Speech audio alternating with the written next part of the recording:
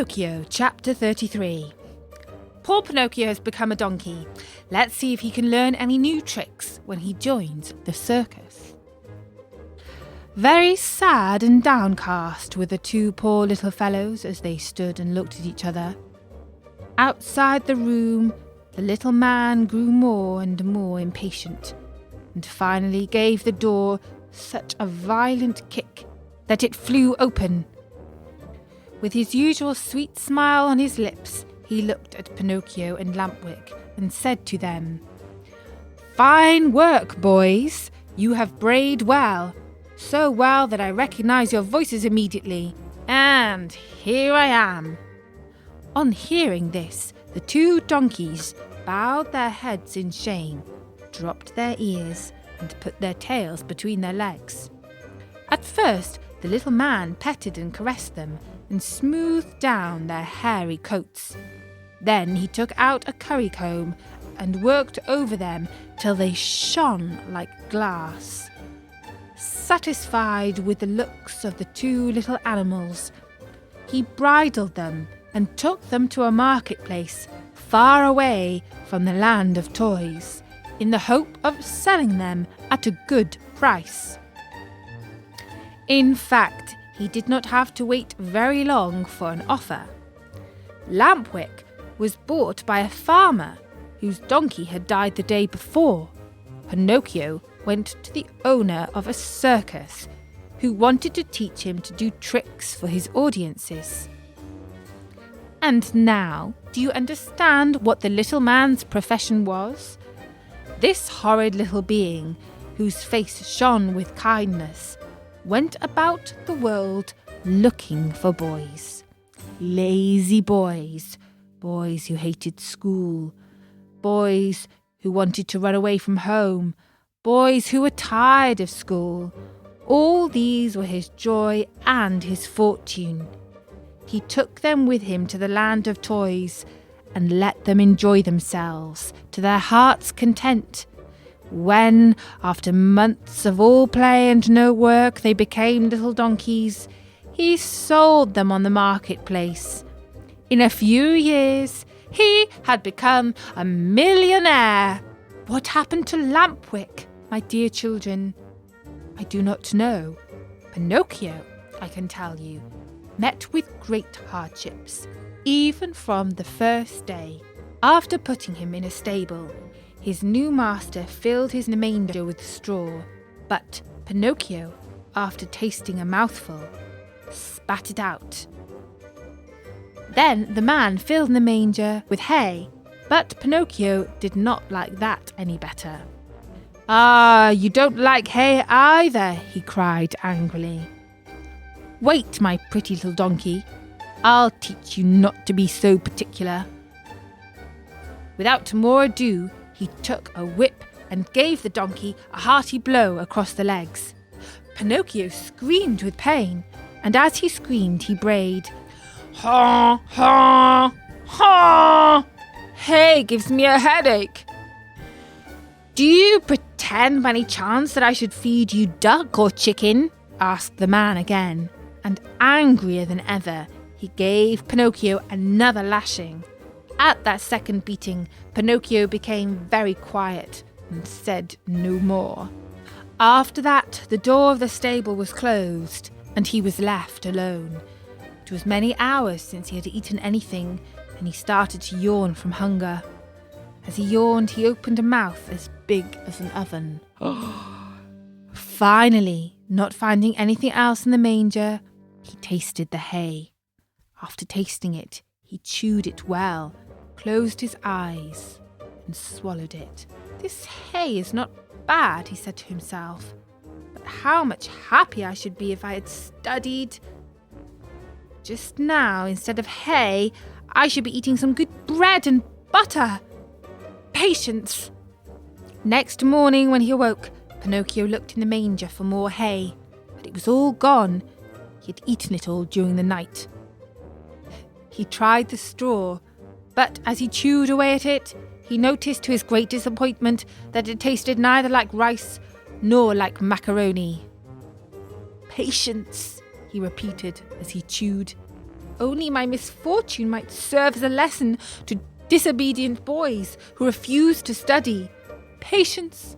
Have patience! Patience indeed! Shouted his master just then, as he came into the stable. Do you think perhaps, my little donkey, that I have brought you here only to give you food and drink? Oh, no. You are to help me earn some fine gold pieces, do you hear? Come along now.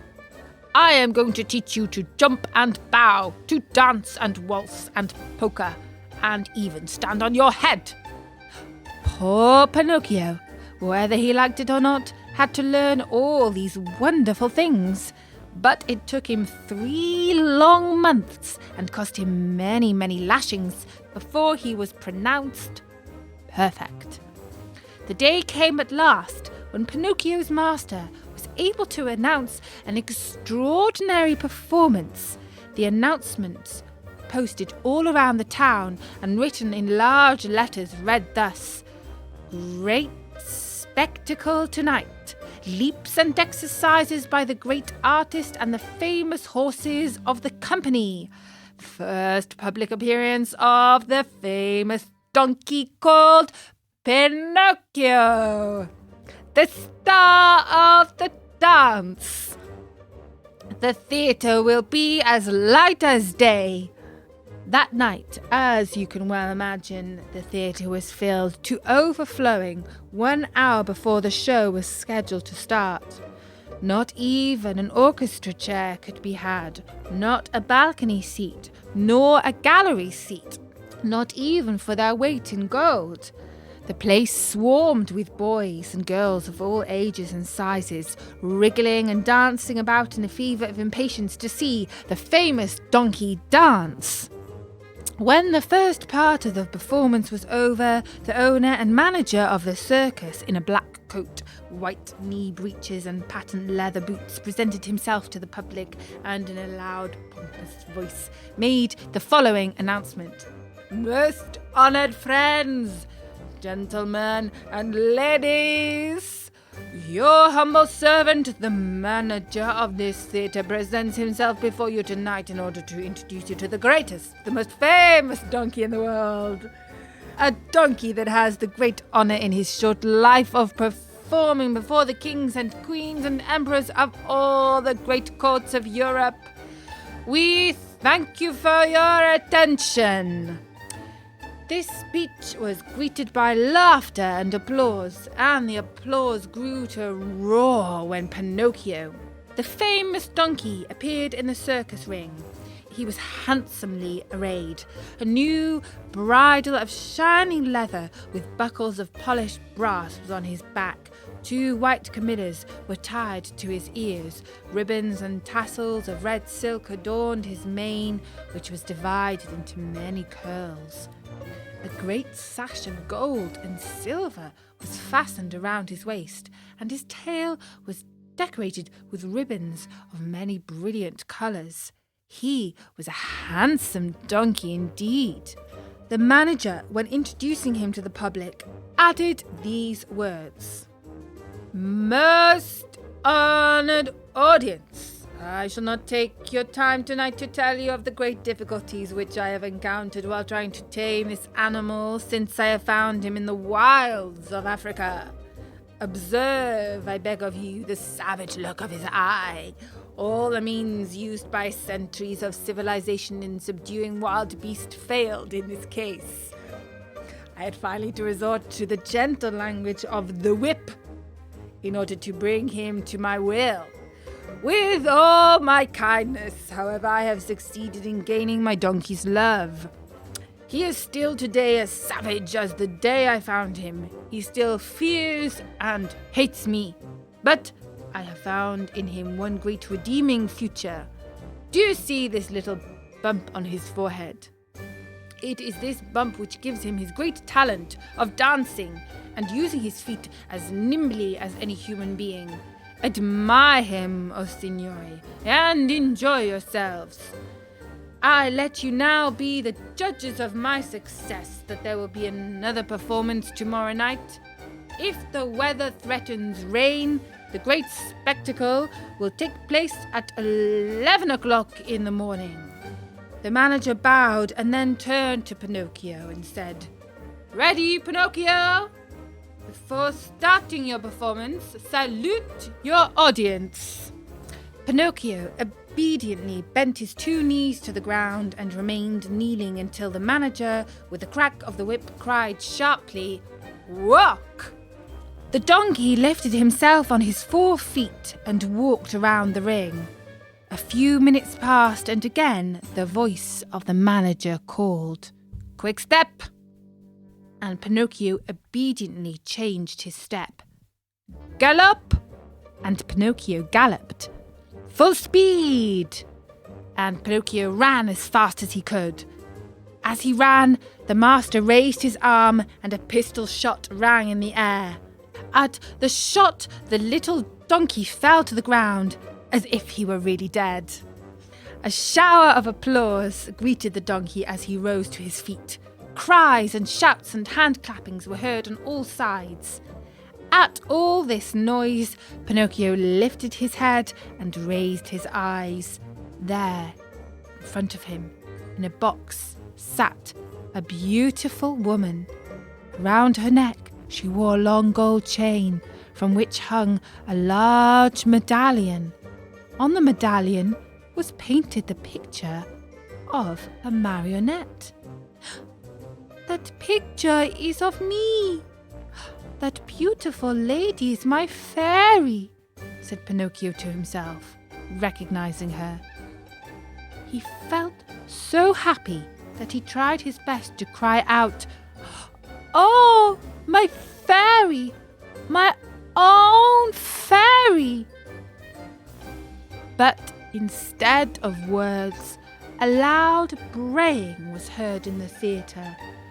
So loud and so long that all the spectators, men and women and children, but especially the children, burst out laughing. Then, in order to teach the donkey that it was not good manners to bray before the public, the manager hit him on the nose with the handle of the whip. The poor little donkey struck out a long tongue and licked his nose for a long time in an effort to take away the pain. And what was his grief when, on looking up towards the boxes, he saw that the fairy had disappeared. He felt himself fainting, his eyes filled with tears, and he wept bitterly.